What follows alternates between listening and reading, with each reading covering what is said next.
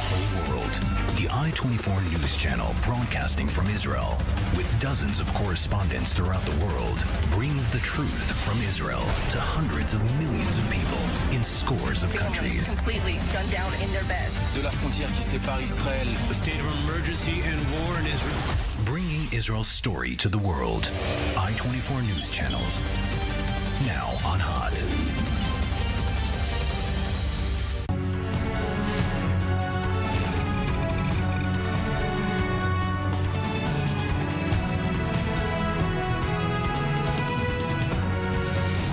Good afternoon and welcome to I-24 News' ongoing coverage of Israel at war. Today is the fourth and final day of the ceasefire for hostages deal between Israel and Hamas. A final group of 11 hostages are slated to be released today. Israel says they have a list of names, but is evaluating that list. No indications yet of what possible snags exist in the deal. The only details known so far are that both Israel and Hamas have problems with the list. There are still at least another 40 women and children being held in Gaza. And Qatar's prime minister says Hamas does not even know where they are. Hostages seized by what Qatar says are unknown groups and individuals, and says Hamas must still find them all. But what comes next? Hamas says they want to extend the ceasefire to release more hostages. Their stated strategy is to buy time and induce international pressure on Israel to end the war. The IDF and all of Israel's government says even if the ceasefire is extended, the war is only on pause and will resume immediately after the ceasefire ends. But Prime Minister Netanyahu says he too is willing to extend the temporary pause. Here you can see last night's freed hostages reuniting with their families after more than 7 nightmarish weeks.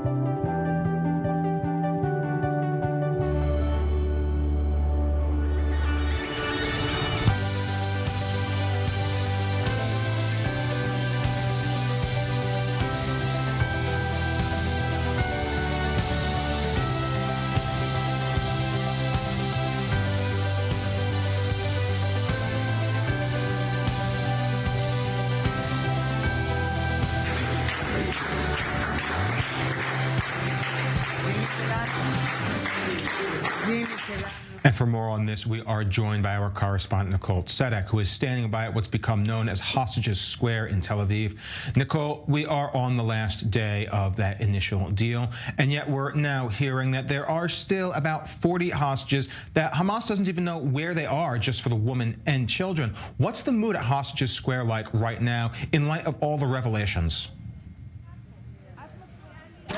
There's a tense feeling in the air in Hostages Square. However, this is the same feeling that we've been feeling not only for the past 4 days, but really the past 52 days, Ariel, as these families, these friends, these Israeli citizens have been anxiously waiting for all 240 of those hostages to return home. And although every day we get to see those emotional reunion videos, watching those videos, this is giving a lot of the people here, it says, strength and hope that they've been needing to see after 7 weeks.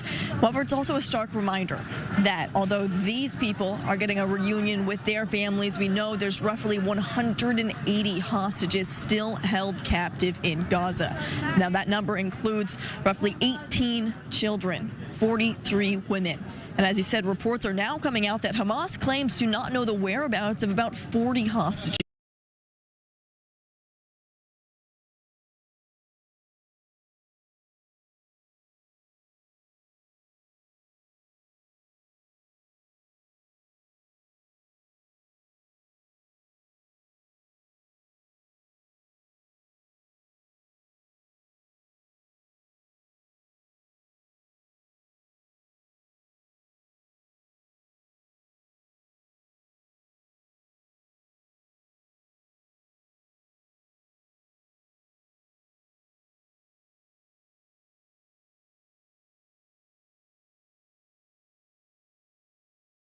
Now, I want to tell our viewers also but it absolutely complicates these negotiation efforts because as Hamas says that it's going to be them who are handing over these children are currently still held captive in Gaza. So that would still leave a handful of them captive. And it could be because Hamas does not know their whereabouts, but it remains one of the most complicated issues. And so when you're hearing from people who are coming here and really walking through Hostages Square, which has become almost a walking vigil and a memorial for all of those people, it's a heavy feeling, yet a hopeful feeling. And so these two emotions, it's absolutely contradicting, but that's been the feeling that we continue to see here day after day. Well, Nicole, it's definitely a very tense location, a very tense subject that's playing on the hearts and the minds of so many Israelis, and not just Israelis right now. Thank you very much from that report from Hostages Square with the families. An IDF soldier that was rescued from captivity by the armed forces last month has made her first public statement. Ori Megadish is the only October 7th hostage that the military has managed to retrieve via combat operations so far. And she had the following message for the nation. Hi, I'm Ori Megidish. Almost a month ago, I returned home, and I am happy to see all the exciting videos of the hostages returning. I hope and wish for all the families who are still waiting for the hostages to reunite with their loved ones and experience the same moments of joy as I did. I hope that everyone will return, and it will indeed happen with God's help. I'm fine, and I'm home with my family. I'm having fun, and I'm glad I got my life back. And for more on this situation, we are joined in studio by Danny Elon, former Israeli ambassador to the U.S. Danny, it's good to have you with us. Pleasure. Now, we're seeing a lot of back and forth in the hostages deal these days. The mediator, Qatar, now saying that they don't even know where many of these hostages are. Is this Qatar simply trying to buy time and buy further existence for Hamas, or is there actually legitimacy to these claims? Most probably. Qatar is in cahoots with Hamas. Without Qatar, Hamas wouldn't be in the position it is in, with all these huge quantities of money and their political positions. Qatar can have much more leverage that could be employed, and it hasn't been. But there is another issue here, which is the Red Cross. The Red Cross has rendered itself to be almost null and void, and it doesn't add to its credibility when it is so useless. And it was rendered into just a logistical role, just providing the ambulances.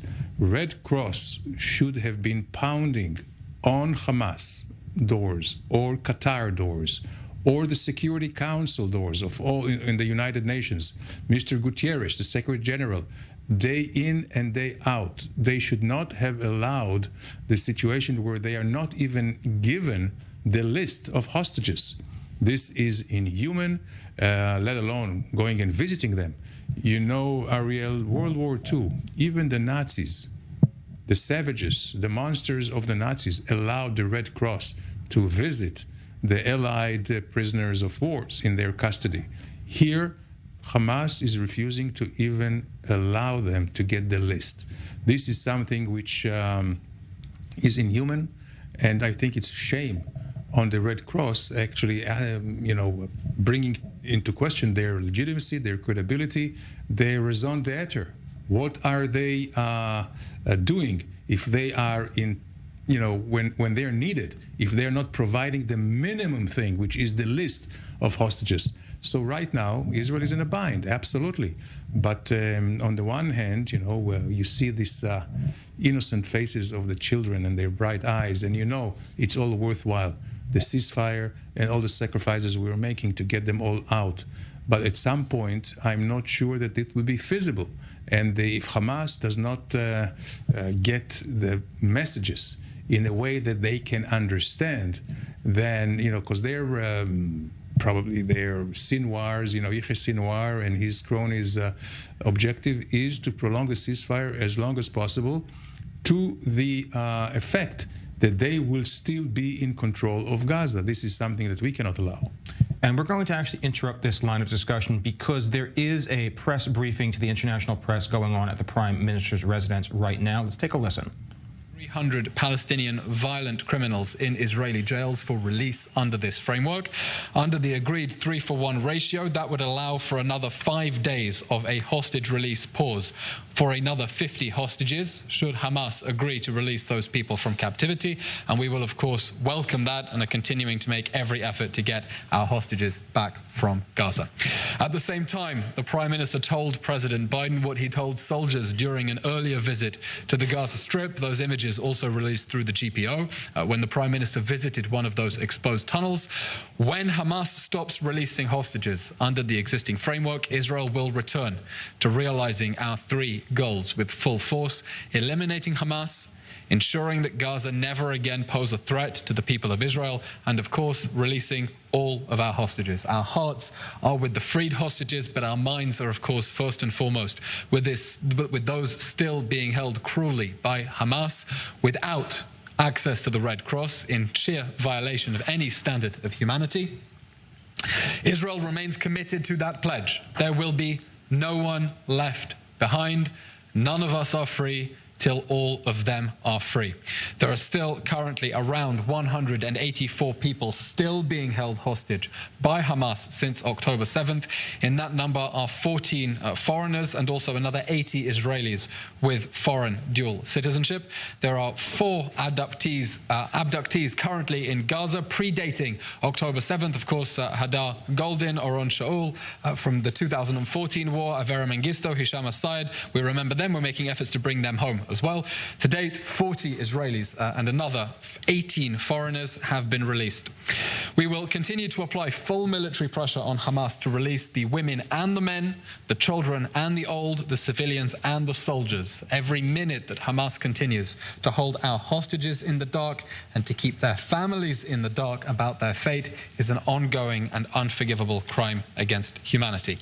Yesterday, the Director General of the Prime Minister's Office, Yossi Shelley, visited the Shamir Medical Center, which has treated 14 Thai nationals and 1 Filipino national returning from Hamas captivity.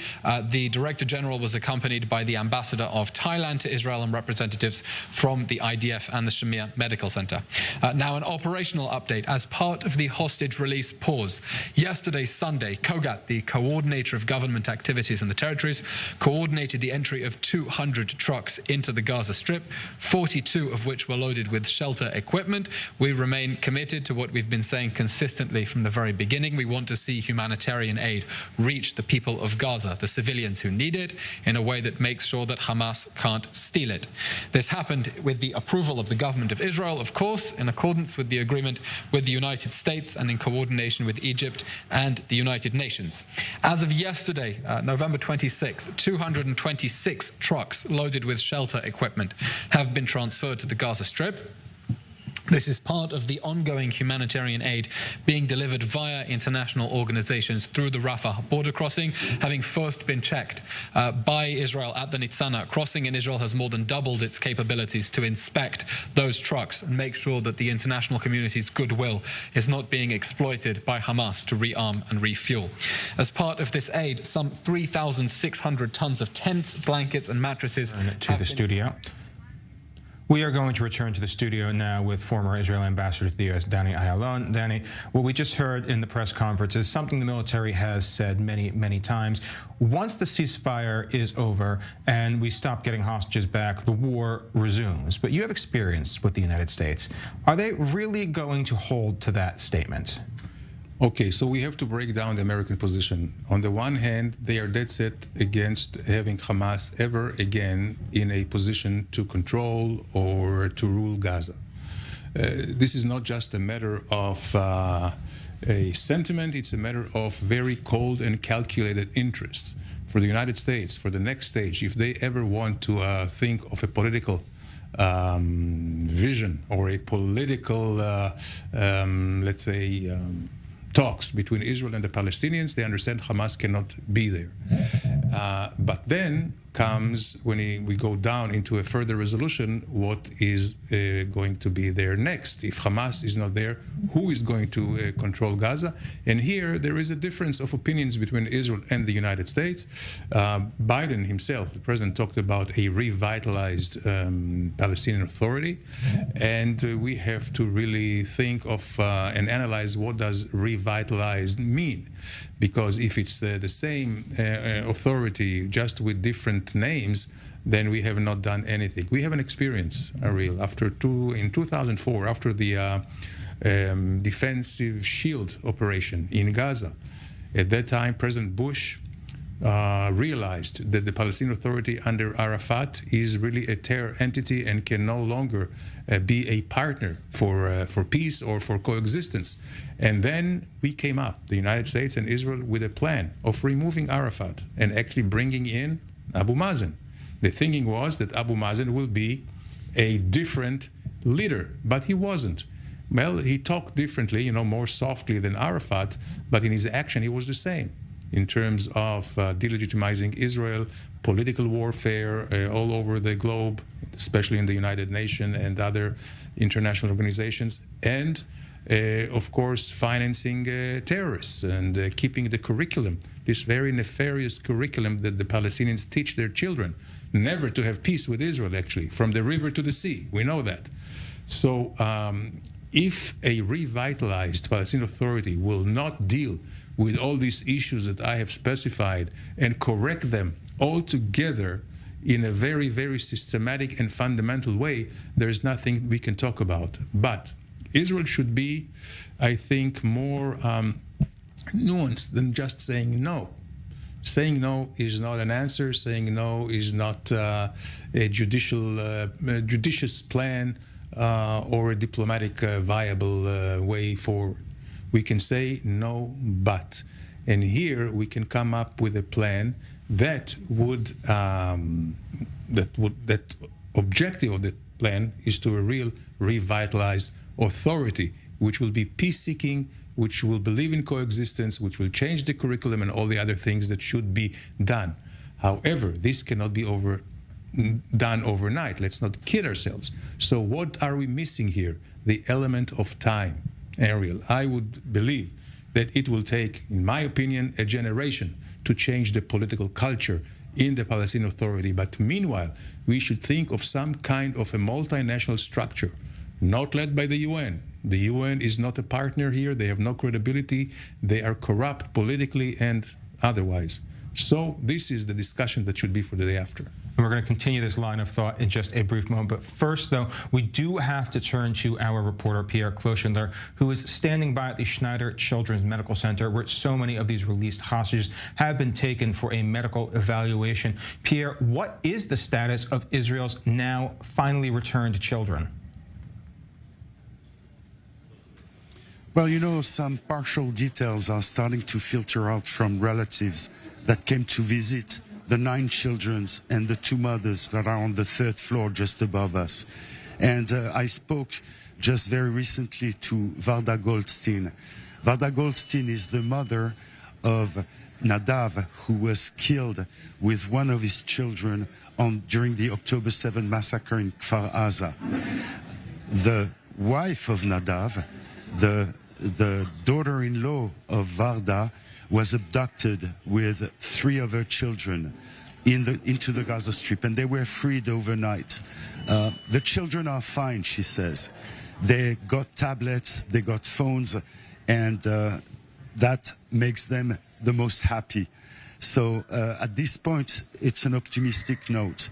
But they knew already about the death of their father and their sister. They knew it from the first day, from October 7, because they witnessed it. So, the children are happy to get tablets, but at the same time, there is a deep sorrow that have been accompanying them during captivity. Nadav and his daughter are dead. 3 children and the mother are alive. And Varda says they're going to have to recompose the family puzzle now. to recompose it, and also to reinsert themselves into social life. And that's a problem because their homes have been destroyed in Kfar Aza. They have no real place to live in. And this is one of the things that they're going to have to deal now with while they're still in the hospital. Where are they going to go? I spoke to another family earlier, the Brodach family, the grandfather as well. He said that the 3 kids and the mother were held in captivity with a small little girl who is Israeli-American, Avigail Idan, that US President Joe Biden spoke so much about. She marked her birthday, her 4th birthday, on Friday. But at least on a lighter note, she was held with the Brodach family, whom she knew, because when the massacre occurred and she lost 2 of her 2 parents, Smadar and Roy, she ran, covered with the blood of her father, to the Brodach family, who was secluded into their shelter. Eventually, they were all abducted. But the luck of Avigail is that she remained with the family during the 51 days of captivity. Now, what we know from the about their medical condition is that they were malnourished. One of the abductees who was freed, Alma Avraham, 84, she's in critical condition. She's under sedatives, she's under a respirator. She's fighting for her life right now. And the reason is that for 51 days, she didn't receive any medication and she was under medical treatment while being in Israel. So now she's fighting for her life, and her family is just saying that the conditions under which she was held were appalling. It's a nightmare situation for so many Israelis, so many hostages, even fighting after they're freed. Pierre, thank you for that update. We are going to hear directly from some families now. Ophir Metzger is the granddaughter of Tommy and Yoram, who are still held hostage in Gaza by Hamas. Ophir, I'm glad that you can be with us. I wish we could have a better situation to be talking. Can you tell us what you do know about the status of your family? There's not a lot to do. We're just trying to keep it whole together. We don't sleep much. We just watching updates, trying to understand if maybe it's going to be them tomorrow, or maybe just my grandma, because it's still just women and children. We know that they are old, not in very good health condition, and we worry. And we also think about, with the hope that they will come back, we think, what then? What would we tell them? I think they probably don't know what happened that day, and I don't think they know that my uncles are okay, and that they're alive, and there's a lot to tell them and a lot for them to learn when they get here. So we think about that too, and most of the time we just hope that they are surviving this, because they're both old. My grandpa is 80, my grandma is 78, both not in the best health. With the question of how long the ceasefire will go on for on everybody's mind, what are your thoughts? How does Israel have a duty to extend it as long as possible to ensure that your family and as many other family members of so many broken families in Israel can come home? I definitely think that Israel should do anything to return the hostages until the last one of them. But to tell you that I think that the ceasefire should continue or not, I think only the people with the information can tell that. And I think that we are not dealing with a rational enemy. So sometimes the only thing that they can understand is power, and I accept that. And I will be calm to know that Israel is doing everything it can to return my grandparents and all the hostages. Ophir, are you maintaining hope right now, given the amount of uncertainty that we're seeing all around this deal? Some days and some days less, but to see all the hostages coming back was really giving hope. To see that is happening, because before that we thought that we couldn't believe that we will be able to do even one normal deal with Hamas. So at least that for now, and we hope that our grandparents will be next, and we still don't know the lists for today, but we hope. I mean, Ophir, I guess my last question then for you being, do you have a short message you want to tell other people of Israel, other families right now who are going through the same uncertainty and the same fears? I just wanted to send one message that with all the talking, especially in the media, that we can see from above this deal and sometimes feel like this deal is not fair for us. So because we release three prisoners from the prisons in Israel, and get one hostage, one Israeli hostage. So I just want to send a message that's only mean, that should mean to every Israeli how much this country value its civilians' life, and we should go with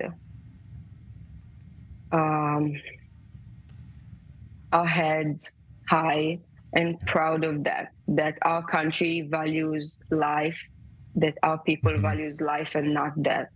Yeah, nothing about this situation is fair, Ophir. It's unfortunately, all we can say is that we're all praying for you and your family to come home safe, the entire nation right now. For everyone else, though, we are about to go on a short break. When we get back, we have so much more to cover, so we'll see you in 3 minutes.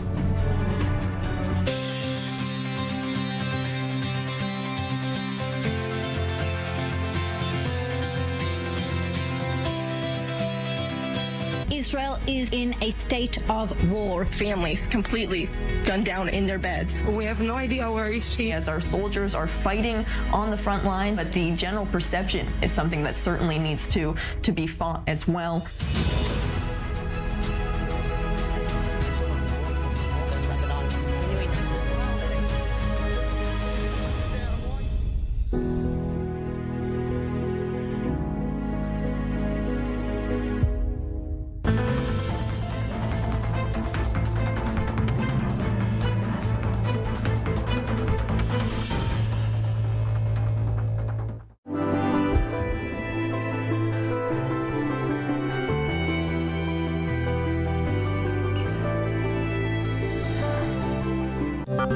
Esta semana en News 24, Israel bajo ataque. News 24 en español trae el análisis y la información de los acontecimientos de la guerra Espadas de Hierro. Entrevistas exclusivas, reportes desde la zona de guerra, la reacción de los países hispanoparlantes. News 24, el único medio en español que te mantiene informado y conectado con la comunidad latina en Israel. News 24, únicamente en i24 News.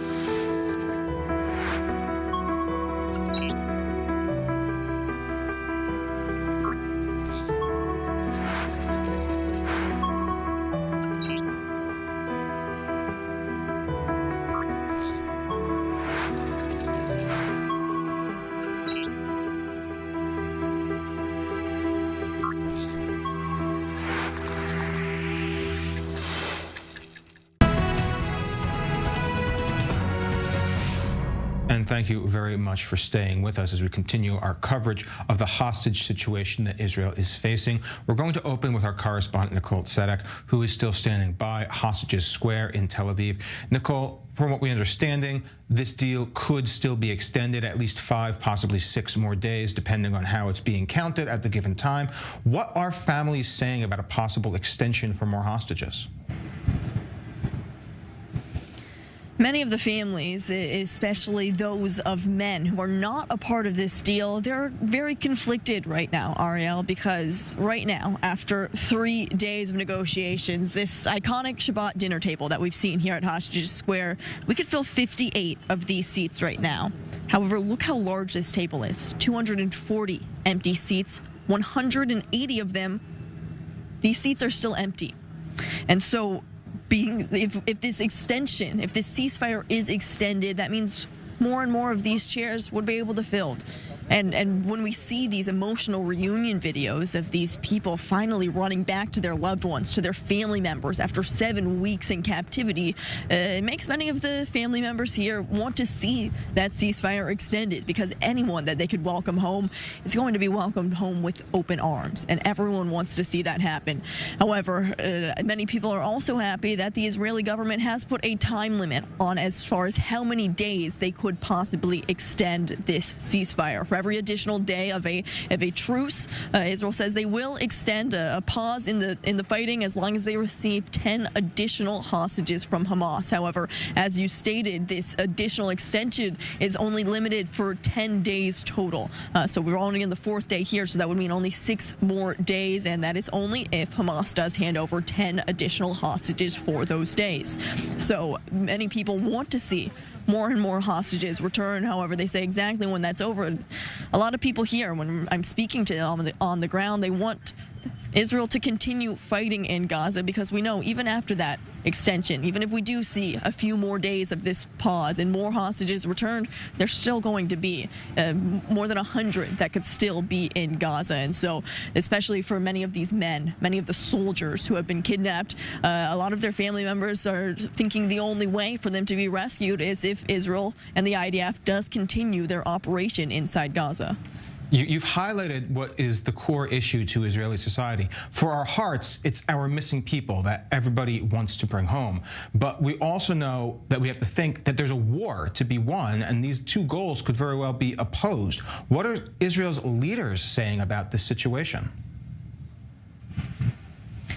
Israel's leaders, from what we're hearing, they continue to reiterate that their main message right now is not just bringing back all of the hostages that they can, but completely eliminating Hamas. Because as these hostages are returning home, we can say we're welcoming them back to Israel, but they're not going home. Their communities have been completely destroyed. All of these kibbutz communities, they're not being welcomed home to their communities. And so that's on a big part of this operation right now, to make sure that at some point they can go back and rebuild those communities, and that it is a safe place for them to be, and they're not living with the threat of Hamas right on their border. And so as we do continue to hear Israeli government, Israeli leaders saying that, yes, we are going to bring back all of the hostages and work on these negotiations, on the other hand, we are going to continue to fight and destroy Hamas, eliminating all of the leadership so that they can't continue to run rampant through the Gaza Strip.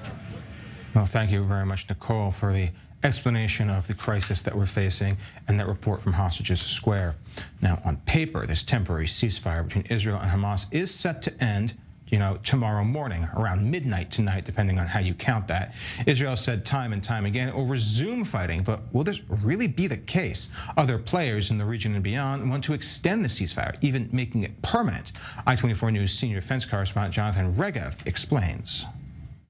As far as the IDF is concerned, fighting in Gaza will resume on Tuesday morning, when the current ceasefire is expected to end. Will it really happen on the ground? Not so sure. There is a framework saying it is possible to extend the ceasefire and free 10 hostages for every additional day. We welcome this framework, but I also told the U.S. president that at the end of this outline, we will return with full force to achieve our goals. The elimination of Hamas, ensuring Gaza does not return to what it was, and of course, the release of our hostages. Following a visit to the forces in Gaza and a phone call with American President Joe Biden, Prime Minister Benjamin Netanyahu spoke of the possibility of extending the ceasefire, but also of the need for the fighting to resume and to eliminate Hamas. Only one of those goals was mentioned in the statement coming from the White House. That's our goal, to keep this pause going beyond tomorrow so that we can continue to see more hostages come out and surge more humanitarian relief into those who are in need in Gaza. What does this mean for the future of this war is anyone's guess. The U.S. proved it is strongly backing Israel at this time, but can also prevent Israel from certain moves, such as a preemptive strike on Hezbollah, which was reportedly stopped by visiting American officials. The administration is well aware that elections are less than a year away and a prolonged war is not in its interest. Like so many times before, American politics may be having their effect on Middle Eastern wars. And we return now to former Israeli ambassador to the U.S., Danny Elon, because we just saw in that report some of what we were talking about a few short minutes ago in the studio. We had said the U.S. has explicit desires for outcomes, explicit interests, but this is an election year, and the Democratic Party is split between their traditional establishment base, which follows U.S. foreign policy to a T, and their progressive wing that wants to burn down that traditional establishment policy.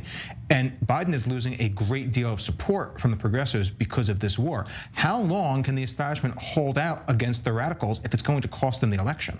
Well, it all depends on President Biden. And so far, he's shown not only staunch support for Israel, but a great leadership in terms of his strategic vision for the region, in terms of how the United States should be leading, quite frankly, the entire world. Because the war here in Gaza is not just between Israel and Hamas.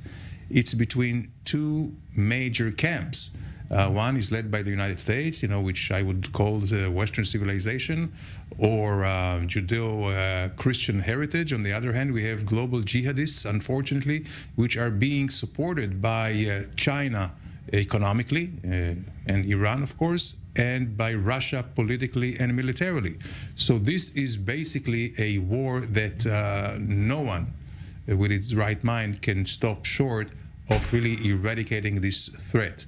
After the goal was already put out as the eradication of Hamas or elimination of Hamas, if Israel stops short of that, then we lose all deterrence for the north with Hezbollah or vis-a-vis any potential future enemies, whether it's the Houthis that are beginning their piracy in the Gulf Straits and others. So this has to be understood, and I think the Americans understand it, although for them it's a different clock ticking. It is true, Ariel, and you mentioned the elections coming soon. I believe that President Biden will really look into the election campaign and a ramification more towards January, February next year, which means we have about 6 to 8 weeks of really a space where we can really reason with the Americans and work together with them. After that, the Americans will have no patience for that. And this is why I think that it would be the Israeli government will be well advised to work with the Americans, not against it. Right now, yes, releasing of the hostages is something which is, of the utmost humane, priority. But we will have to do with Hamas what we need to do with Hamas, and I believe the Americans will stand by us. One of the things that you brought up that I think is really salient to mention, it's not just a small-scale war, Israel versus its neighbor. You mentioned it's not just regional also, but we're talking about ideologies that are shooting around the entire globe right now, changing perceptions. And because of that, it's not just the American administration that Israel has to convince. It's the voters who are going to be listening to messages from all corners of the internet, all ideas and all kinds of misinformation. It's a weird way to change topics, but that is part of the reason that we are seeing Elon Musk here in Israel, meeting with the prime minister, touring the south, Kibbutz Be'eri, where so many of those horrors happened on October 7th. Ultimately, what role are we going to see international communications giants like Twitter, X, Elon Musk platform, as well as others, TikTok, which has become more or less enemy action since the war began, because they all have to be convinced too? Well, today, Elon Musk, Twitter, and the likes have more power than nation states, or most nation states. Not only they run huge amounts of money, which are larger than most countries' GDPs, but also because of their reach to hundreds of millions of viewers or listeners, and they can really reach and touch their minds and even, shape their outlook of the world. I believe that at the end of the day, we will have the upper hand for the reason is that all those today who are demonstrating against Israel, mostly they are of radical Muslim type, whether it's in the United States or in Europe. When demonstrators for Palestine in the United States bring down or tear down American flag poles and bring up Palestinian ones, or put kafiyas on heads of busts of Lincoln or Washington, at the end of the day, they are doing themselves a major disservice. We see it also in Europe, where the talk about the threat of radical Islam is becoming very palpable, and that could also make a lot of changes politically. We already saw a few days ago, Ariel, that Geert Wilders, the right-wing politician in Holland, won the elections. That could be the same in other countries as well. In short, don't correct the enemy when they're making a mistake, is what it sounds like, Danny. We're going to change topics, though, and continue our discussions in a bit. Shin Bet investigations have revealed just how far terrorists have infiltrated into Israel on October 7th. Their ways of kidnapping both Thai and Nepalese citizens from Kibbutz Alomim as well, shoving into ambulances and bringing them over the border to Shifa Hospital, the focus of so much IDF investigation. More in this report that shows the extent of Hamas's crimes. أدهم أسعد سعدي حواس. من وين؟ من غزة الزيتون. هي وظيفتك بالحماس ايش؟ عسكري. في الشرطة العسكرية. الشرطة العسكرية. طيب هلا بدك تحكي لي قصتك من 7/10 من يوم ما مركت الجدار. طيب. أنا دخلت من الجدار باتجاه عند منتزه العودة. في دخل على قد الرجل يعني بداخله كان منها الناس والناس كلها جوا. دخلت. أجا واحد اسمه عماد جحا مع جيب ماكنوم أبيض ووقف. طلعت أنا معه في السيارة ومشينا شوية تمام. قبل ما لقى أبو خالد له بقول لي في جنبه قنبلة، بقول لي خذ هذه. بقول له إيش هذه؟ قال لي حطها في جيبتك. حطيتها في جيبتي. ضلت في جيبتي. وصلنا عند بوابة المستوطنة تمام. البوابة مسكرة، بوابة صفرة حديد. طلعنا من فوق الباب ومشينا جوا. أول ما دخلنا في باراكسين صغار يعني بقى فيهم تبن.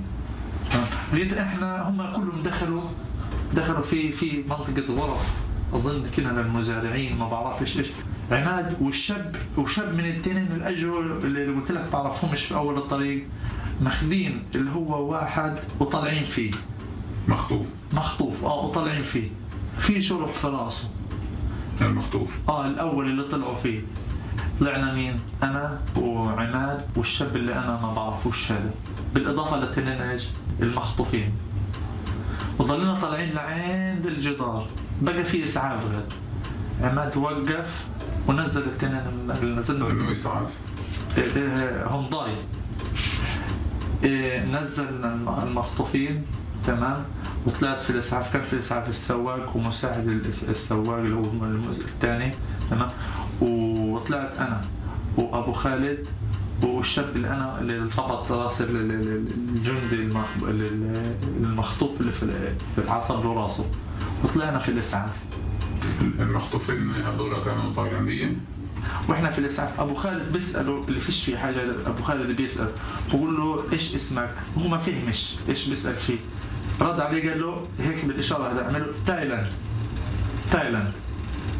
فهمنا إنه التنين من نفس الجنسية والتنين إيش يعني بيشبهوا لأنهم بيشبهوا بعض وغالبا عمال.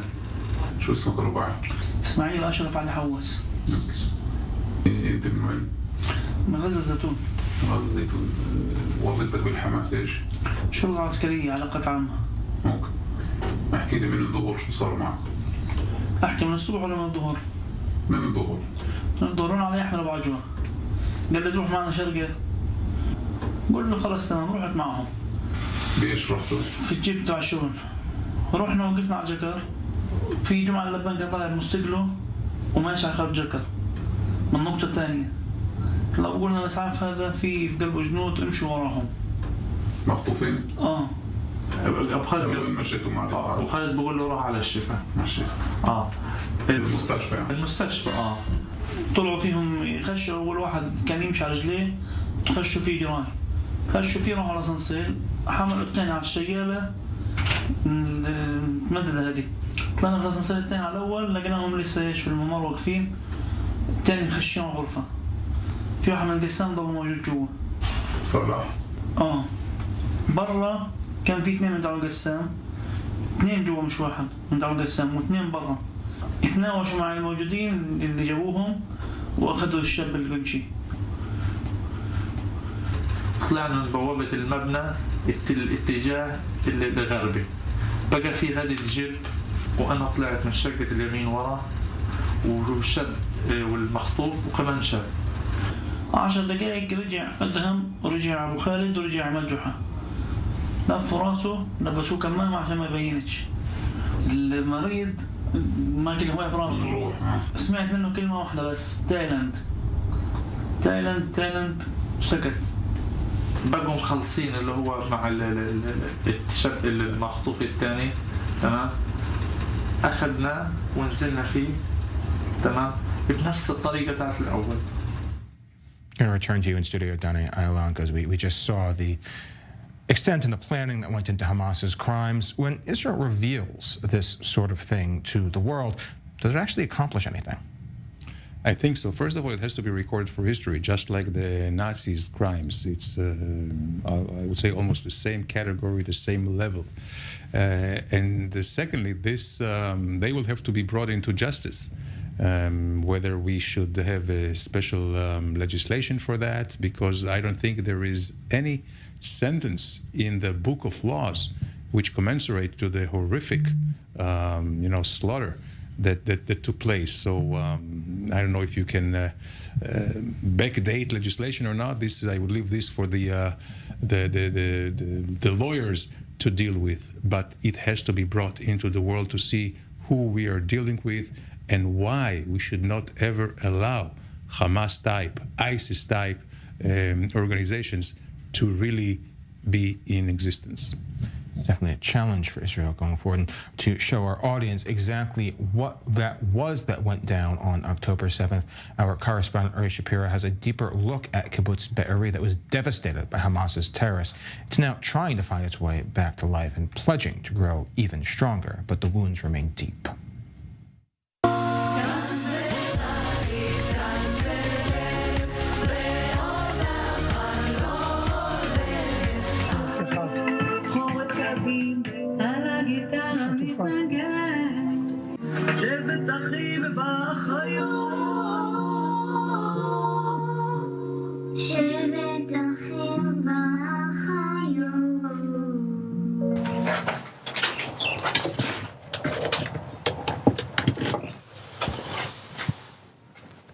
For nearly 40 years, Eran Avni has been documenting Kibbutz Be'eri by the Gaza border. Here in this small but advanced studio, he broadcast a local TV station of the kibbutz called Channel 900. The significance of this channel is its values. We talk about the connection between the people of Be'eri to the place and their involvement. We saw it very strongly during the coronavirus pandemic. People sat at home and all the events happened here. Some of the shows on Channel 900 have a new chilling meaning today. For example, this show called A Surprise Dinner, where members of the kibbutz cooked a dish for each other. This episode shows Eran's nephew, Hagi Avni, and his friend Chen Even. Both were murdered by Hamas on October 7.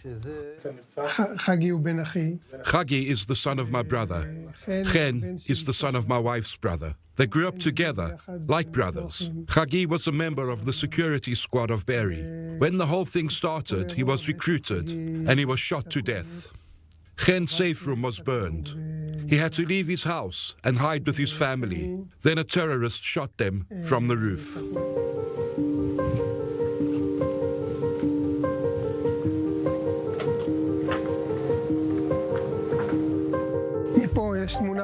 I took a classic picture of the old dining room. Look how it looks now.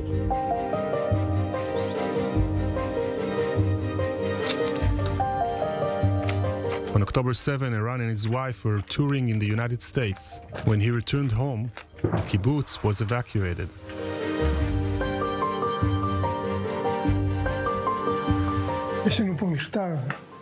We have a letter here.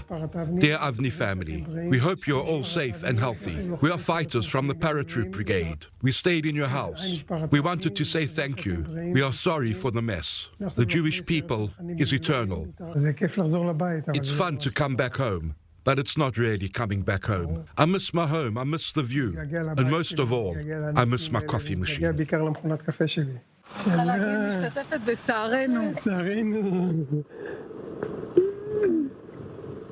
On our way back, Eran meets an old friend.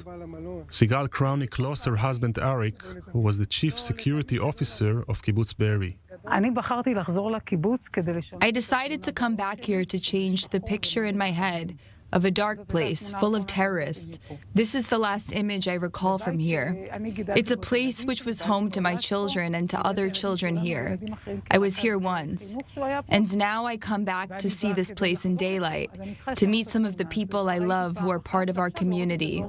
I want to see the green areas here. I just want to take the picture that I have, a picture of a frozen place, and to bring colors inside of it. Eran has taken two main missions to himself. The first is to document the houses of the broken kibbutz. The second is to create a private archive of testimonies of the survivors. Every story here is a story of courage, like a story about a mother who protects her children, or decisions of survival in real time, and amazing stories of mutual aid, people who sacrifice themselves for the other. Recently, Eran planned to purchase a portable studio and to expand his activities, something that became even more relevant after October 7. In the meantime, he continues to document the kibbutz and hopes to return to broadcasting live from Be'eri. Channel 900 gives us a window to the history of Be'eri. I hope it will continue to exist and show the future of Be'eri. We will continue to film, to document, and to create original shows.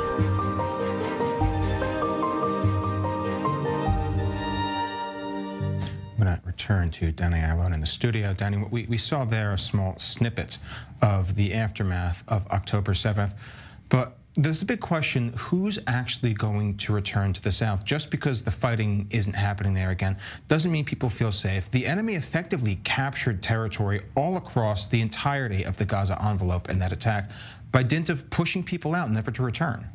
Well, first of all, I think the IDF will have to do rethinking about the entire concept of defense. You know, the peripheral defense is going to be much different, not only with more stronger deployment, but also with a buffer. The Palestinians will never be able to reach the fence just, meters away from our citizens. This is certain.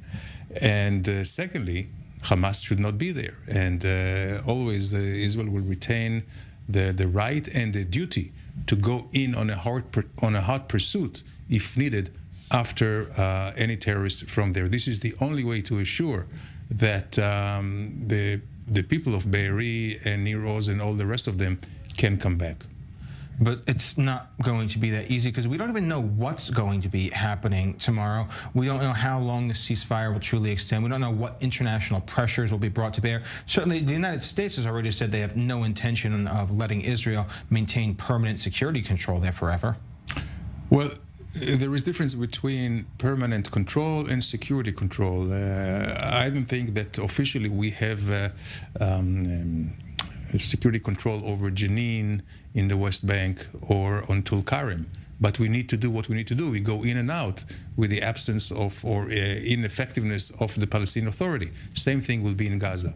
I don't think we should retain any civil control over there, not officially even security control, but the right to go in and out as needed. So, I mean, another question that we've asked and sort of started on talking about before, who does that leave in control? If the PA certainly isn't trustworthy with their current crop of people, obviously Hamas can never be allowed to return or exist after that. And the polls show that just about every single person in the West Bank as well as Gaza have the same opinions, that they support the terrorists, they support October 7th. So we'll have to find a group of countries, and there are a group of countries with stake, with interest of calm in Gaza, like Egypt, like Jordan, like Gulf countries, including Saudi Arabia. So there should be some kind of a structure that can be found with maybe American supervision. It's not going to be easy, but there's no other way to go back to control of terror organizations in Gaza. Absolutely. And the challenge is which of these regional partners even want to get involved in the first place, and that's not an easy one to answer either, Danny. But that's indeed a question for tomorrow rather than a question for today. Thank you very much for being with us and explaining so much of the behind-the-scenes politics and diplomacy that goes into these sorts of decisions. With that, we are going to go on a break soon. Before we do, we will leave you with this video of the hostages being reunited with their families as we go into that break. We'll be back in about 3.5 minutes.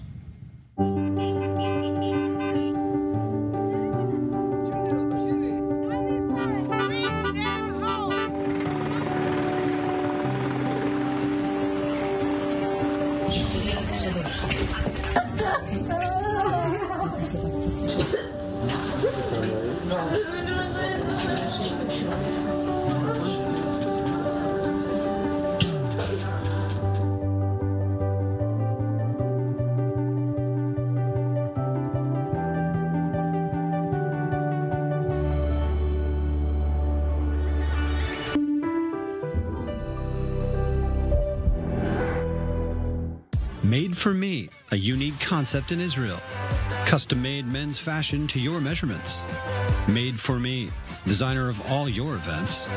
Schedule your appointment at www.madeforme.co.il. Made for Me, official dresser of I-24 News.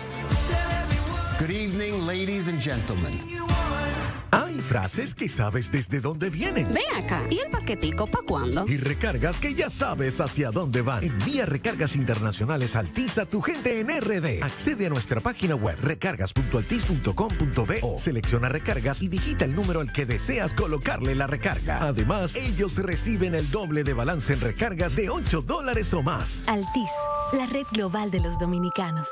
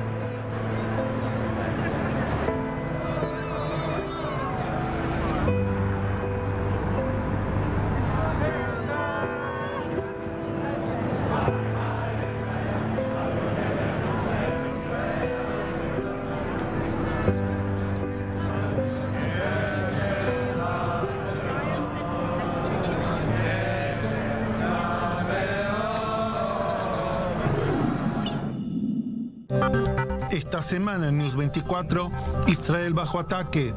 News 24 en español trae el análisis y la información de los acontecimientos de la guerra, espadas de hierro. Entrevistas exclusivas, reportes desde la zona de guerra, la reacción de los países hispanoparlantes. News 24, el único medio en español que te mantiene informado y conectado con la comunidad latina en Israel. News 24, únicamente en I24 News.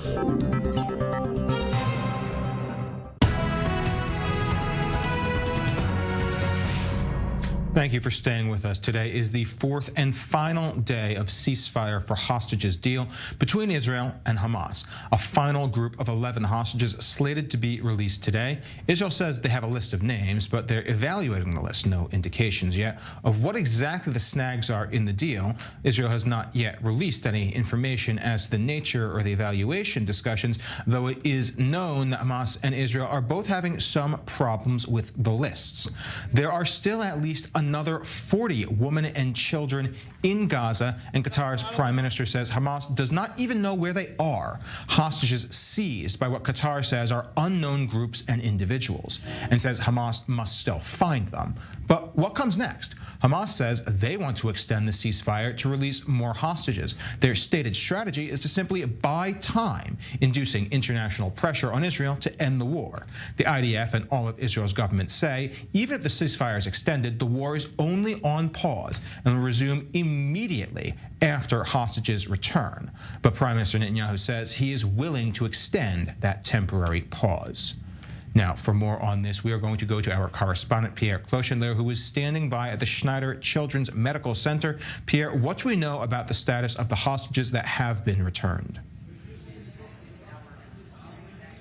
Well, there are 9 kids just on the 3rd floor here, which is protected and guarded, and 2 mothers. But some of the family members come to us from time to time and tell us about the predicament of their dear ones that were in captivity for 41 days.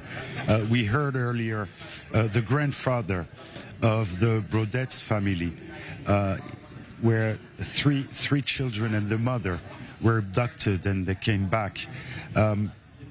We hear that they were undernourished, that they didn't eat much for the past 2 weeks or so, only rice and pita bread.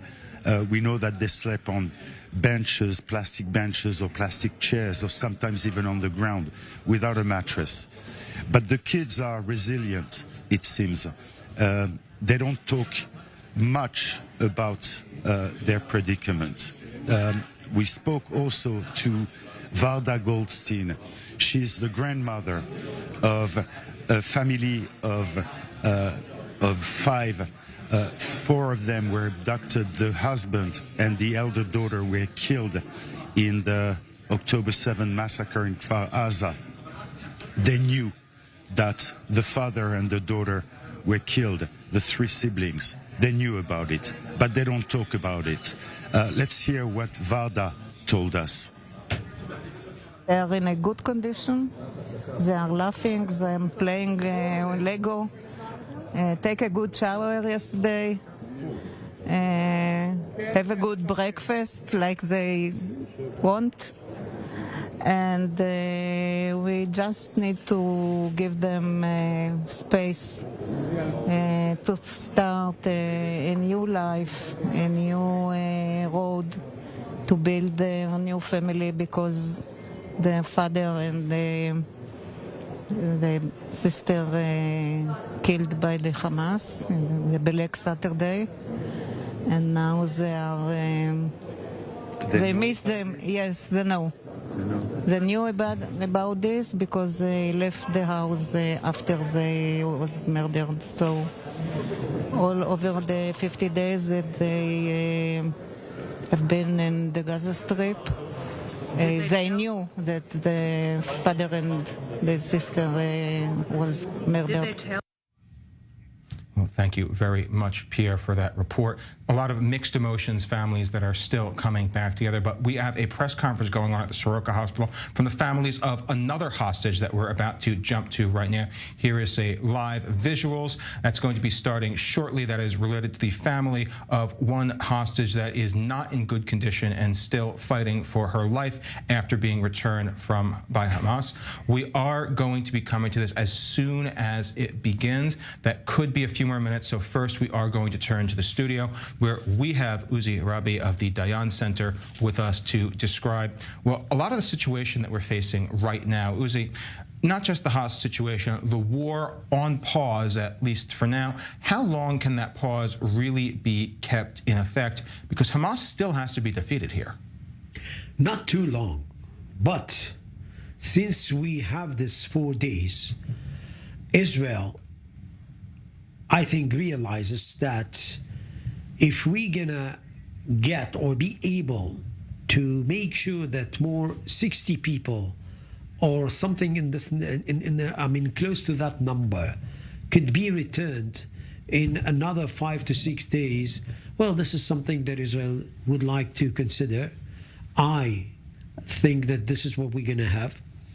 It fits actually Hamas, of course, vision, because Hamas would vie for more time to extend the ceasefire, to reorganize itself in the southern part of the Gaza Strip in Khan Yunis.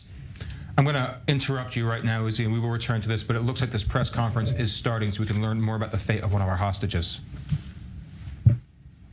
Avraham, via helicopter, after she was hostage for over 50 days in the Gaza Strip. Emma was evacuated in a serious condition, with all the vital signs were very low. What was posed a serious threat to her life. Alma has many background diseases and was given regular medication before her being taken hostage. Unless she was brought to us yesterday, or if there was another delay, this would have made her situation even more severe. She continues to be in a serious condition. She is under a life threat. The teams in Soroka continue to fight for her life and do whatever it takes to improve her condition. It is important to note that as part of the medical treatment, we are also following the family members with emotional support of the social welfare system. Thank you very much. And we are going to be discussing this further with guests in studio. But before that, we are going to hear from more family members. Yair Moses is the son of 78-year-old Margalit, who was freed from Gaza. But Yair, I understand that it's mixed emotions right now because while your mother was freed, your father is still there. Exactly. You're correct. Thank you. So now that we have some deal on the table, how are you feeling right now? Well, we're waiting and hoping a lot because we don't know. Hamas is unpredictable, and as we know, even things that we agree with them are not done as agreed sometimes. So we don't know anything. We just wait and hope that everyone will come as soon as possible and will be back with us. Have you been given any sort of indication by authorities, by negotiators, when there might even be discussions for when male hostages might be addressed? Not at the moment. Nothing at the moment. Yes, unfortunately. It's a terrifying situation to think about. I mean, exactly. When you hear this is going on, what are your thoughts given the uncertainty, the untrustworthiness of Hamas, obviously, for talk of extending the ceasefire to try to get more people back? It's very disturbing, and you don't know what to do. And because many people among the hostages are elder people, and like we just saw now in the press conference, we don't know what will be the condition when they'll come. And we don't have time to wait for them to be like this. We don't want them to be in a life-threatening situation. So we need them to come back as soon as possible And one of the major problems is that Hamas don't let Red Cross to come and see them. So we don't know their condition. And this is very, very worrying situation, because we must, and I thought this was part of this deal, and I hope it will be also accomplished, but during this time, this is ceasefire time.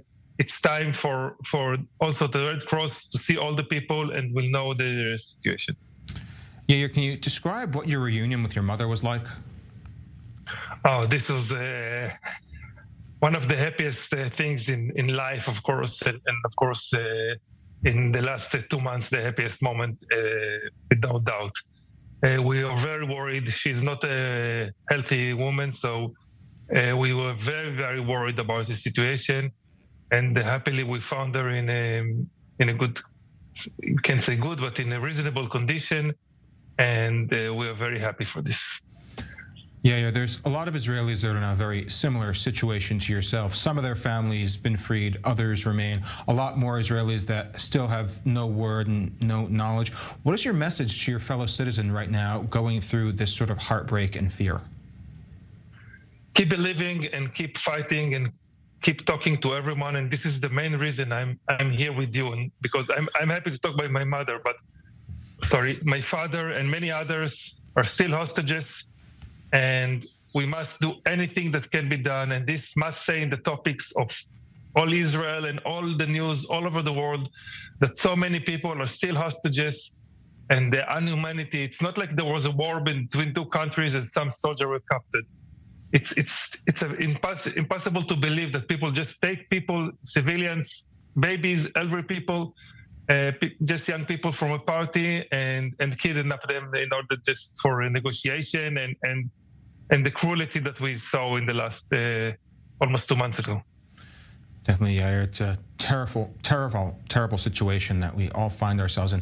We're all praying for you and that family, and we're glad that we can give you the opportunity to get that message out and hope it's heard by the people that need to hear it. Okay, thank you very much. Thank you as well. We're going to return to the studio where we have Uzi Rabi still with us. Obviously, this is a situation that has been tearing on Israel's hearts for well over a month, almost 2 months now since this war began, and no real sense of resolution anytime in the future. Well, listen, what Israel actually is going through is a real blow. It has to do with its national ethos. It has to do with its, position in the Middle East or status. And basically, even internationally, there are many, many things that must be reckoned with. I would say that way. Israel should make it clear to its citizens, first of all, to its society, that the South is just the beginning. There would be North after that. We cannot afford ourselves to have those 200,000 Israelis, which now in kind of a displacement in Israel itself, remain in that situation. We have to create kind of a security reality that would make them get back to their homes. Otherwise, Israel is being shrinked. We used to say, actually, in the past, that Israel is so tiny like Hedera to Gedera. This is exactly what we have now. This is kind of a first goal to be achieved, and it has to do with the ongoing relationships between state and society. Second, Israel has to send a message to the Middle East.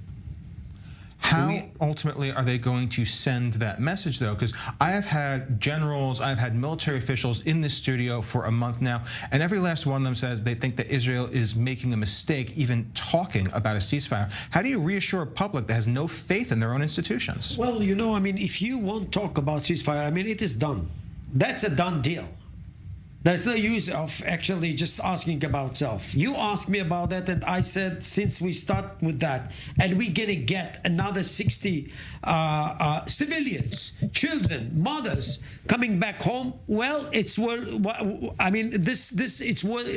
it's something that Israel should do or should implement. But in the end of it, Israel should restart or again initiate its military attack on the south because the goal is still there. Hamas should be uprooted. And basically, this is something that we do see that Israel is enjoying kind of a support from President Biden. We just heard his speech yesterday.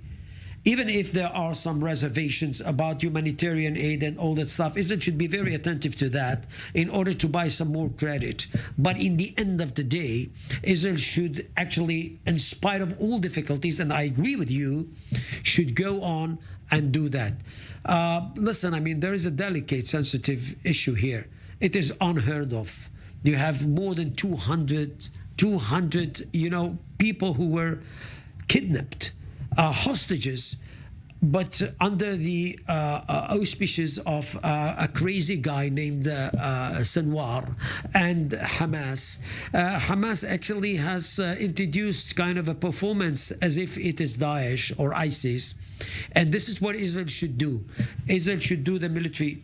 I'm going to have to interrupt you right here because we now have the family members of that hostage that was recovered speaking out, and we want to hear this.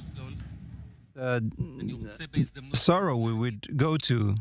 I wish to say a major thank you to everyone that follows us in how they assist us and our mother. It is not to be taken for granted. I wish to thank the Hostage Forum. Even when we thought that our story is about to finish, I told them that our story may end better, but we do not leave them until everyone returns home. It is the fight of all of us, and in that sense, it is important to stress this issue of the assistance, of the medical assistance to everyone who is there in the forum and needs it. It's critical for this aid to reach the hostages.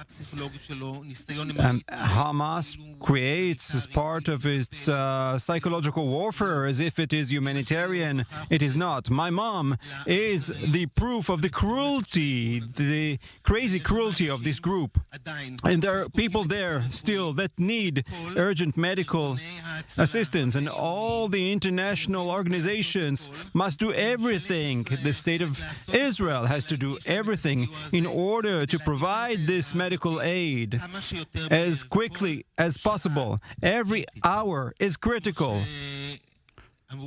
As it was said here, if my mom would have come a day later, she would probably not be with us today. Even today, she is fighting for her breath. She is running a difficult fight, and we are with her. Thank you.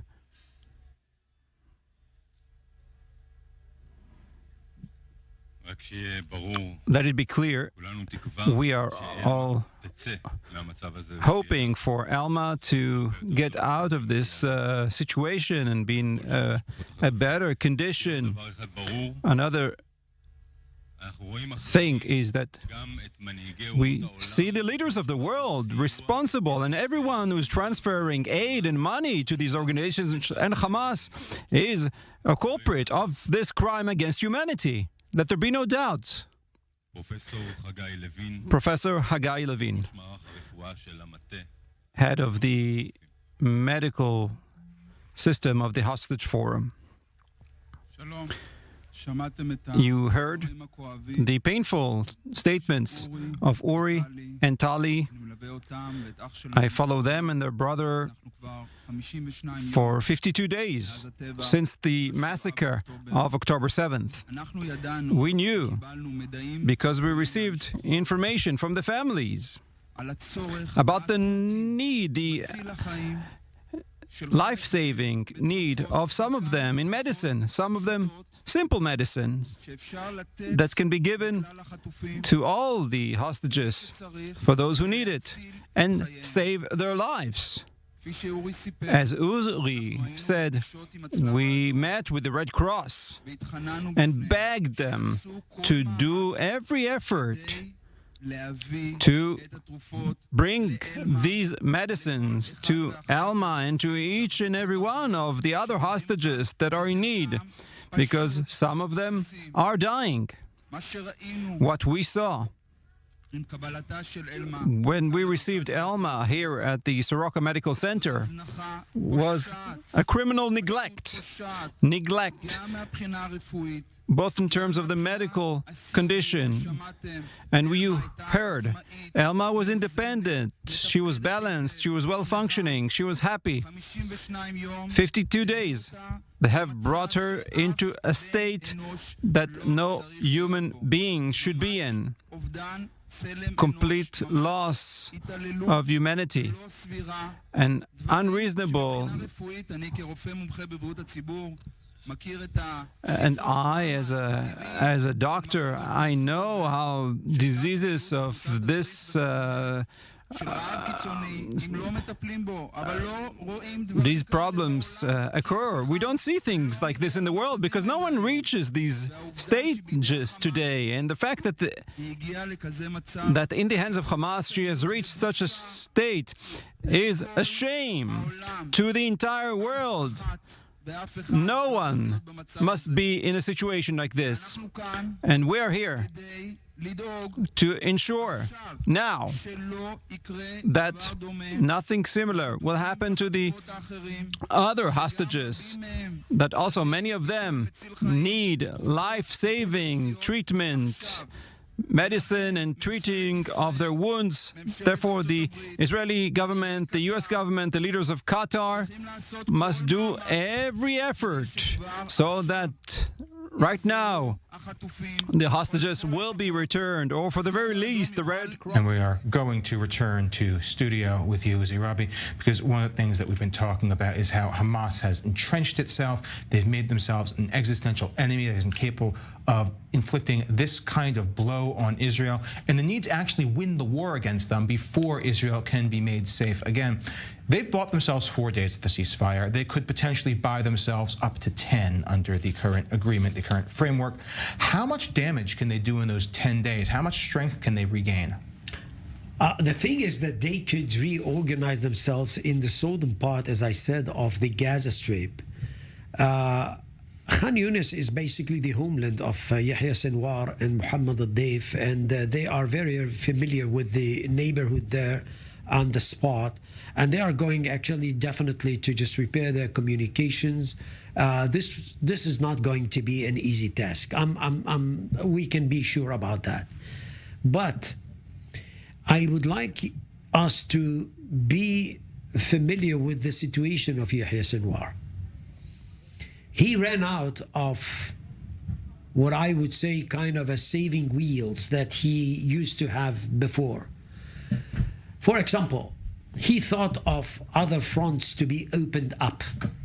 He thought of a flare-up everywhere after the 7th of October. He got it partially, definitely not in the volume that would rescue Hamas.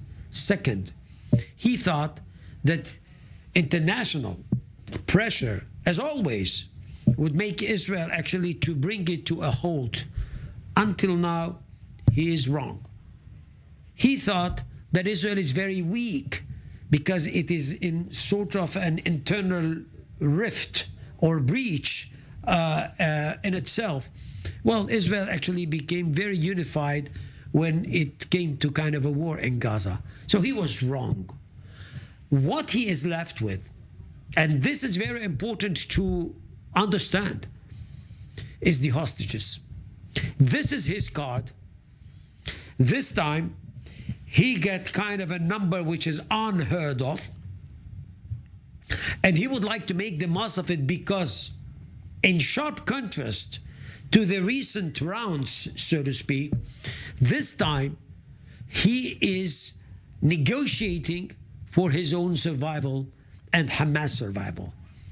And the more Israel is adamant in its bid to uproot Hamas, the better, in the sense of having levers by which to force Hamas to come up with kind of a much more, I would say, comfortable deal in Israeli terms.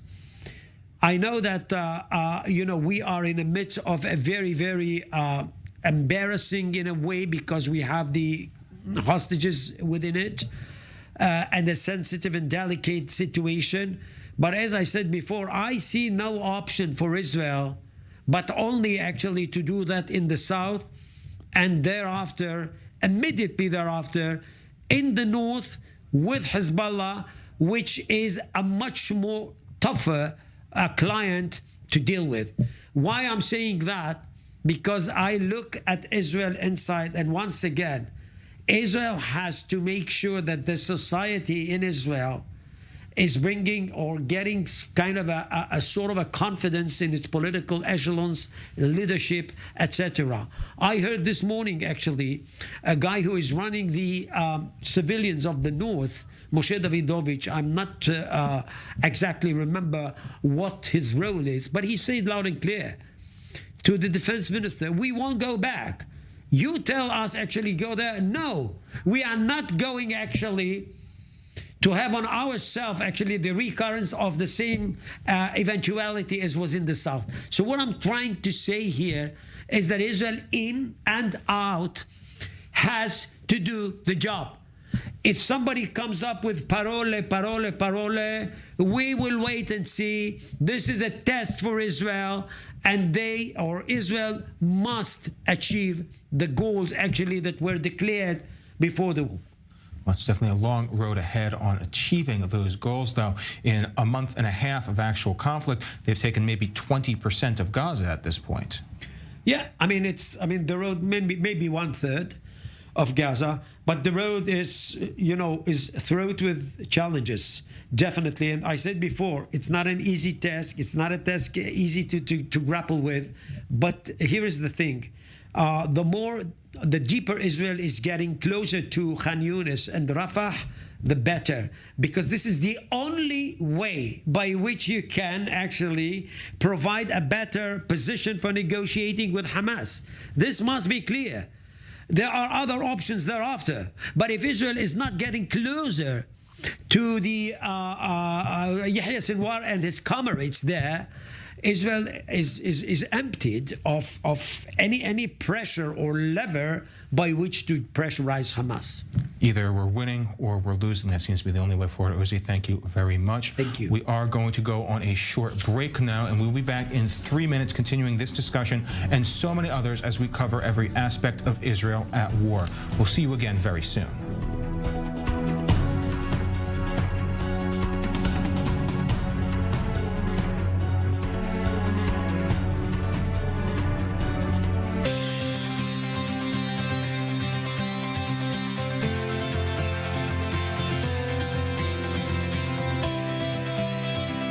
Israel is in a state of war. Families completely gunned down in their beds. We have no idea where is she. As our soldiers are fighting on the front lines, but the general perception is something that certainly needs to be fought as well.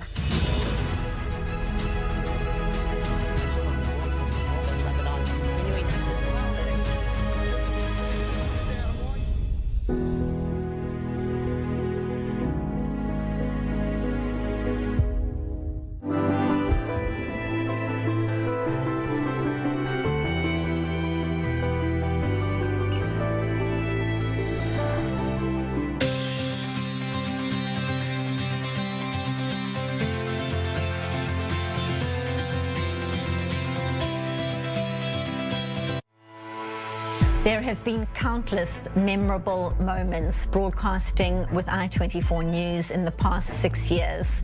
But for me, the one that stands out the most was the first time that I had ever personally heard a rocket siren sounding in Tel Aviv. And at that moment, we were live on air in studio. I will never forget the moment our senior producer said to me in my ear, the sirens are sounding in Tel Aviv, the control room is going to the shelter.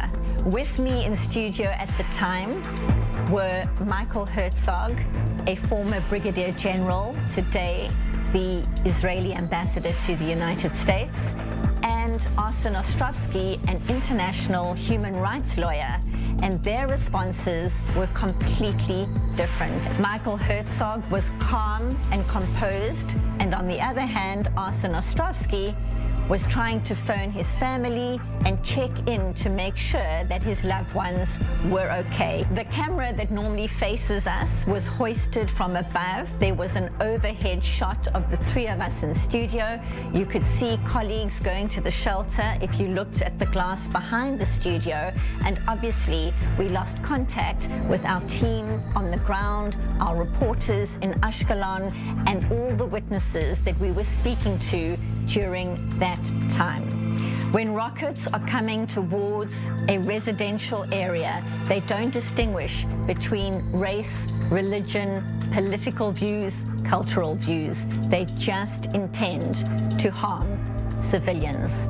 And that moment, being in studio, hearing those interceptions overhead, was the most real coverage I have ever been involved in.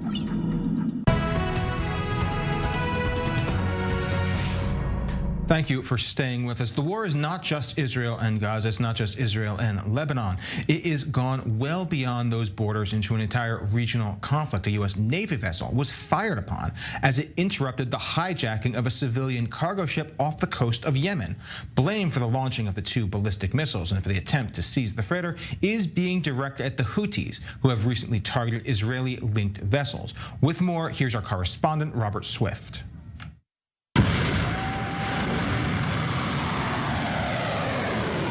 Two ballistic missiles were fired at a U.S. Navy ship in the Gulf of Aden on Sunday. The USS Mason, a destroyer, was assisting a civilian cargo ship, the Central Park, when fired upon. No damage or casualties were reported. 5 gunmen who had boarded the freighter and fled upon the approach of the Mason were detained. We say to the Zionist entity that any civilian or military vessel is considered a legitimate target. Those allied with the Zionists are also considered targets. The incident follows a drone attack on a commercial hauler, the Simi, last week in the Indian Ocean, reportedly by an Iranian-made Shahed 136. And on the 19th of November, the Galaxy Leader, a civilian vessel, was seized by a helicopter-borne Houthi assault team.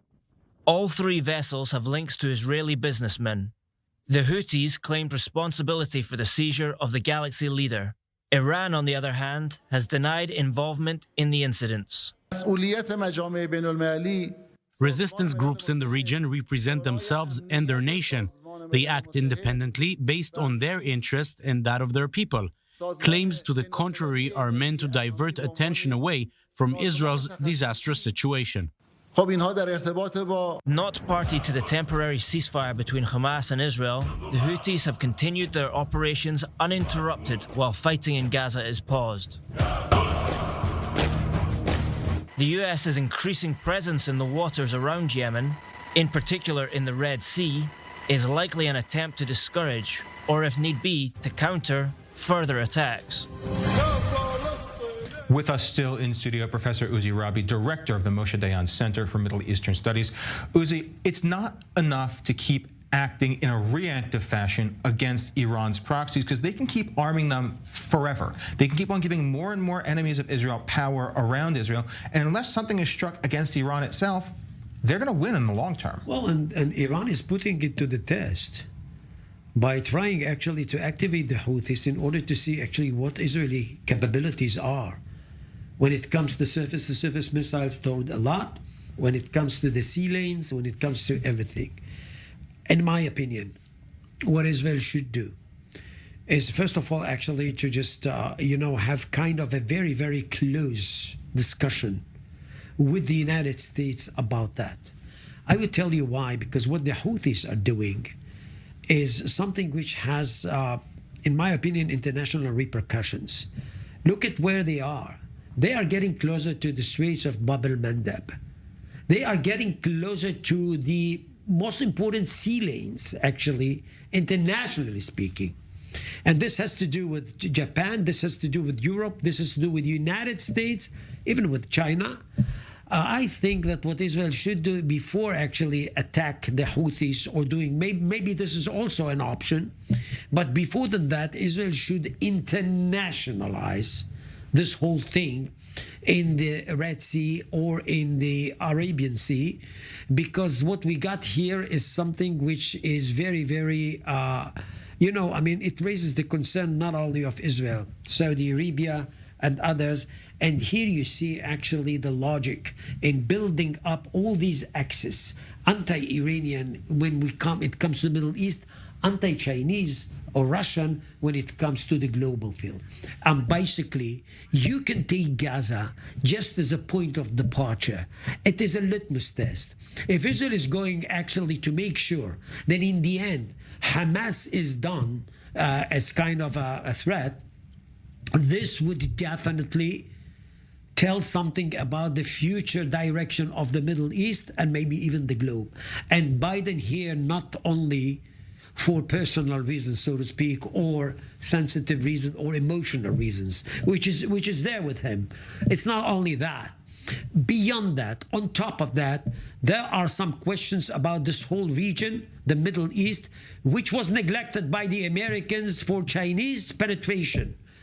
And now actually what the Americans are trying to do is just to repair some of the damage. This is it. Hamas, Hezbollah, the bad guys should be uprooted. All these normalization between Saudi Arabia and Israel should be renewed. And here is what we're going to have. We're going to have an axis of those guys who would like actually to block the bad guys from fulfilling their missions and whims. Basically, we are here. I think that it's much bigger than Gaza versus Israel or Hamas versus Israel. What the Houthis actually are coming up with is kind of an indication that this war is much more bigger. And I think it's time for the United States to start attacking Iranian targets in Syria and Iraq. And while saying that, having said that, we have to remember that the Americans are being attacked there by Iranian militias in Iraq and in the eastern part of Syria. If the United States means business, it is high time to send a message to Iran. Uzi, the United States just got out of 2 forever wars in the Middle East, and it's an election year at that. Getting into another war in the Middle East is political suicide, not just for a sitting president, but his entire party for decades. How can you trust the United States to actually act? Sadly, you are right. I know that. I mean, I'm familiar with the facts, but, there must be kind of a point where the United States should say enough is enough with regard to Iran. Iran, I mean, they are so cunning, so shrewd in that, and they are just, putting all things into the test in order to see actually how far they can get. You have to send a message, because the message is something that would tell Iran that this is the red line. You cannot cross it. If the United States is not coming up with that, Iran would go on with all these, skirmishes, attacks, missiles actually, and the Houthis. I think that we are here. We have to say that, if we would like to have Iran in the picture, this would be definitely the recipe for a regional war. So, I mean, we are in a slippery slope. If they are going to go on with that, somebody could do a mistake, and we are crossing the no-return line. So I guess that it's time for, I'm not saying full or regional war, but the United States definitely can send a message. Can send a message. Let's certainly hope the United States understands the precariousness of its position in the region right now. So. We're going to continue this in a brief moment, but we do have some updates from our correspondent, Pierre Kochlinger, who is standing by at the Schneider Children's Medical Center. Pierre, what is the current status of all the hostages? They're still being evaluated, both medically and psychologically, and their families are with them. And some of the details about their predicament in captivity is filtering out with the testimony, the indirect testimony of the grandparents, for instance, because many of them are being assisted by their grandparents. So we heard, the grandfather, one of the grandfathers of the Brotets family, from Kfar, 3 children and a mother were freed yesterday from captivity. He says that the kids are fine, they're solid, they're resilient. He says also that they know about what happened in October 7. They were the first witness, by the way. They don't talk much about it, but they know what happened to other families. Their family, particularly, has been saved from the massacres of October 7. But then you have the Goldstein-Almog family. Again, one mother, 3 kids, aged between 17 and 11. The kids know that their father and their elder sister died. They saw it. They were taken, abducted into captivity. They don't talk about it again, but they play, they play with Lego, they play with their phones, with their tablets. They were deprived of their phones and tablets for 51 days. So they in a sense, they show some sort of resilience. They're smiling. Now, they lost their father and daughter and sister. They know about that. They don't talk about it. Avigail Idan, who marked her 4th birthday in captivity last Friday, she was released yesterday. She saw her father and her mother being murdered. She was covered by her father, and she was covered by her father's blood. She managed to escape. She was only 3 and almost 4. She went to their neighbors, the Brodach family, and by luck, in that disaster, she was taken with them, and they were not separated in captivity. So she stayed with them, and they knew each other because they were neighbors. Now, Avigail is exhausted. First of all, because she came back late. 10:30 in the evening is late for a little girl of 4 years old. But also because all the attention she got, and also the fact that there's so many strangers around. So she was a bit frightened. But she kept smiling, according to her grandfather. She kept smiling, but she doesn't talk about her parents. She knows what happened to her parents, and that sorrow is sealed in her heart. But she asks about her 2 brothers and sisters, Michael and Amalia, 9 and 6. They hid in the closet while their parents, Smadar and Roy, were murdered. They hid in the closet for 14 hours, but they escaped free because the IDF came finally after 14 hours and took them away from the site of the massacre in Kfar Aza. So she's asking Avigail, she's asking about Michael, about Amalia. She wants to see them. She'll probably see them tomorrow, says the grandfather. All that, all these little bits and pieces of stories we hear here. But we don't exactly know the depth, the extent of what they lived. We know from doctors that they were malnourished. For the past 2 weeks at least, they were fed only with a little bit of rice and pita bread. They slept on the floor without mattress, or on plastic benches or plastic chairs. They were exhausted. They didn't distinguish between day and night because they were probably in a damp tunnel, dark tunnel. So they didn't see the light of day, and they didn't know. They were completely disoriented. So these are the little stories that we hear here at Schneider Hospital's Medical Center. Pierre, it's horrifying. His story is a snapshot into hell itself, and how you are going to reassure children after that, I can't even begin to imagine. We're going to turn back to the studio for a little bit with Uzi Rabi still. We have every day more and more testimony of the absolute evil of Hamas, the things that they have done, and yet European partners and allies still can't seem to find the backbone. You had mentioned that we're on the cusp of an international conflict, but despite that, the Europeans are still calling for complete ceasefires with Hamas. I mean, do they not have a role to play in an international conflict that will affect them too? Listen, I mean, that's very, very sad, what you just said.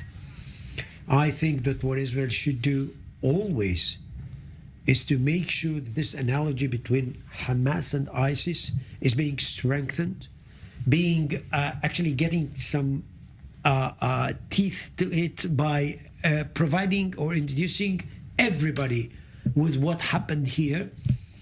But I would dare say also two things about Europe. Europe should understand that West is next when it comes to such atrocities in the Middle East. We have seen that in both cases, Qaeda and ISIS. They know it. If they are doing that because they are afraid of their Muslim constituencies in their own respective states, you know what? Israel, Europe is doomed. And I'll tell you why. This is high time for the European leadership to start dealing with that problem. And in my opinion, the other thing that we must be reckoned with is the Jews in the world. World Jewry is under threat here, and we have to think or rethink about the relationship between Israel and the Jews in order to make it better for both. That's actually a perfect time to bring in our next point, because joining us in this conversation is going to be a journalist from Britain right now, Josh Rom, who is commenting on what we've seen in the streets of London over the past few weeks. Hundreds of thousands of pro-Hamas protesters just a couple of weeks ago condemning Israel, demanding a ceasefire that would grant Hamas victory. Well, finally, we've seen some sort of response from pro-Israel demonstrators just yesterday, at least 50,000 strong. Josh, it's good to have you with us. Describe exactly what we were seeing in London and what the ramifications of that might be. Well, we've seen scenes of widespread anti-Semitism in London. We've seen over the past, since October the 7th, pro-Palestinian protesters have taken to the streets every single Saturday. That is, every single Shabbat. You know, even on the day after October the 7th, before a single shot had even been fired in self-defense, pro-Palestinian protesters took to the streets. But yesterday really was a history-making moment. Over 105,000 people from across the UK, both Jewish and Gentile, Jewish and Israeli allies alike, took a stand and marched from the Royal Courts of Justice down the Embankment and to Parliament Square in London to take a stand against the scenes of anti-Semitism that we've seen taken across the UK, that we've seen just even yesterday, the day of this history-making march, we saw an anti-Israel and frankly an anti-Semitic protester start verbally abusing Jewish passengers on the train in London. So this was a huge moment where, we had a few politicians there. Tom Tugendhat was there. Robert Jenrick was there from the UK government. We had British celebrities like Tracy Ann Oberman, TV broadcaster Vanessa Feltz, all marching with, Jews from across the country and also non-Jewish allies taking a stand against anti-Semitism, but also indicating support for Israel, because whatever Israel does has a widespread effect on Jews across the diaspora. So this was a huge statement saying we are not going to take anti-Semitism on the streets in London or across the UK anymore. And it really was an unprecedented, and also dare I say, this was a peaceful march. The pro-Palestinian protesters, we've seen signs saying "Keep the world clean" with Star of David's being put in the bin. Even yesterday, the chief rabbi, called for the civilians in Gaza and expressed worry for the civilians in Gaza. This was very much a peaceful march. Very few arrests were made, if any arrests, except for one right-wing extremist who the campaign against anti-Semitism explicitly stated was not welcome on the march. So, there was a real emphasis of bring our hostages home. We're not going to take anti-Semitism on the streets, and also a call for peace. But it's not really that simple. Certainly at the higher levels of the political establishment, there is support for Israel, at least on paper, at least in statement. But practically speaking, we see the voting base of the country heavily divided. If you do polling in London, support for the Palestinian side is probably higher than it is for the Israeli side. We've seen police not intervening in any of the displays of violence at the pro-Palestinian, pro-Hamas protests we've seen across London. And that divide, while certainly you see upper levels saying one thing, the streets have their own voice, and that's sometimes a lot more important. And I also want to let our analyst here, Uzi Rabi, jump into this discussion because you have some points to make as well during this. But first, I want to let Josh, I want you to answer that one. And this is the point, because point of the unprecedented and history-making protest yesterday was also protesting the police inactivity when it comes to these anti-Semitic incidents that we've seen on our streets. And, you know, I was part of the campaign against anti-Semitism protest a few weeks back outside Scotland Yard in the centre of London, demanding that the police take more action when it comes to this, saying that, you know, I mean, I think what you were describing about the divide, I think first of all, foremost, there's a lot of misconceptions when it comes to this conflict on the you know, on a wider scale, especially on social media. You know, Israel is fighting a misinformation war. There's a lot of talk about proportionality, a lot of talk about self-defense and what constitutes that. And people, I think, very casually forget that Israel, the only reason why Israeli cities do not look like Gaza at the moment is because of the Iron Dome technology. So I think, you know, there's a lot of misconceptions on social media. Like any society, Britain is divided politically, not just over the Israeli, you know, this Israeli conflicts, but also there are, of course, wider political issues at play with dealing with, you know, things like the cost of living crisis, the Tory government. So I think almost some people use this Israel conflict as a kind of microcosm for wider political issues. But I will say, especially if yesterday's march was anything to go by, you know, part of the reason why we are marching as a community, friends of Israel, allied to the Jewish community, is to take a stand against, or not to take a stand, because we do thank the police for doing their jobs and keeping us, or at least attempting to keep us safe, but also to protest the inactivity that's been going on and saying a big fat no to anti-Semitism. Uzi, do we even have the power to beat these false narratives that Josh is talking about? Well, we should try actually to do our utmost efforts to fight back, because this is something which is becoming, it's not a wave, it's a tsunami. And if we are not going to do something about that, I am afraid that European Jewry would find itself under a siege, by all means and proposals, a siege. And this is why there already is a siege. Sorry? There already is a siege. Yeah, yesterday we were chanting never again is Listen, now. You know, we've been seeing propaganda on the streets of London on placards at these pro-Palestinian protests that is not akin that is akin to 1930s Germany during the height of the Holocaust. That is why we take to the streets to say never again is now. Yeah, but what I tried actually also to notice is that for years, it's not just out of the blue what you see here. For years, Hamas, Muslim Brothers, and others,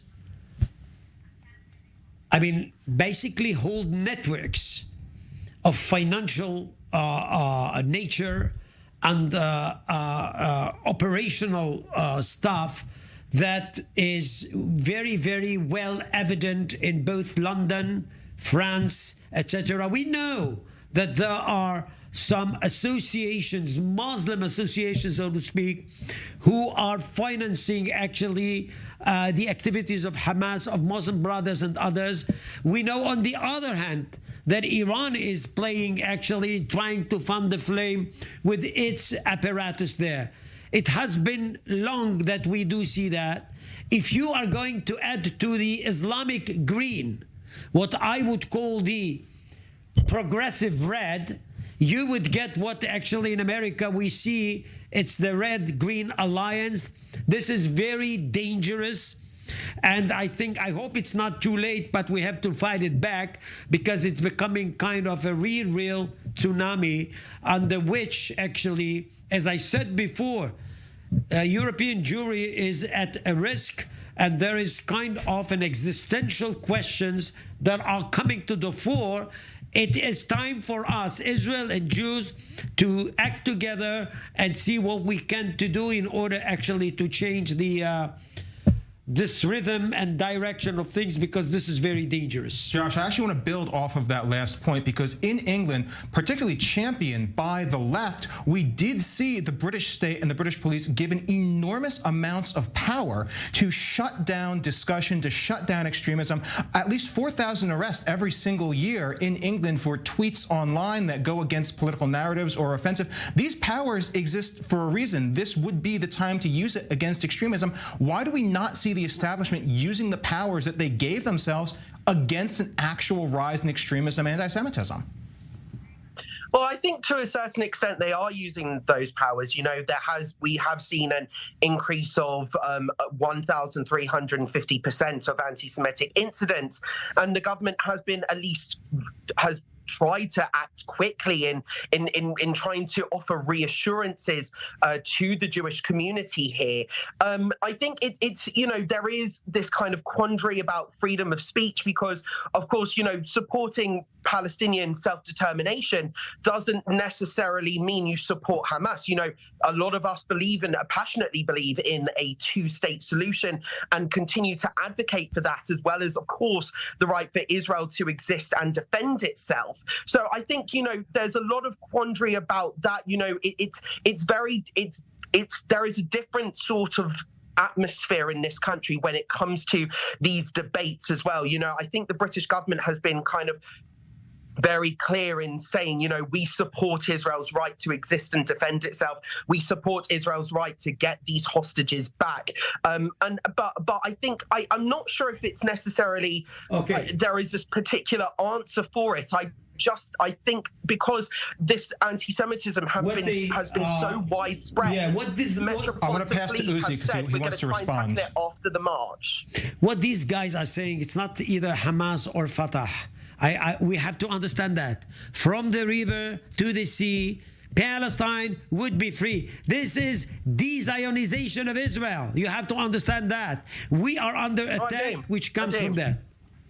And that's... No, I completely understand this. And, this is why the government has actually banned that chant from the river to the sea being chanted from near kind of Jewish synagogues and Jewish sites, because they do recognize there is this kind of this kind of vibe of intimidation, so to speak. But definitely, saying that, we the Jewish are community seeing that the political establishment is recognizing this, and they are starting to jump in. I want to thank both of you for being in the studio with me. Josh, for helping us understand the voice of the street there in London, in England as a whole right now, and the political establishment. Uzi, for helping us understand the stakes internationally. That said, for everyone else, we are out of time for our show, so I wanted to thank everyone for being here. Also for watching. That said, we're not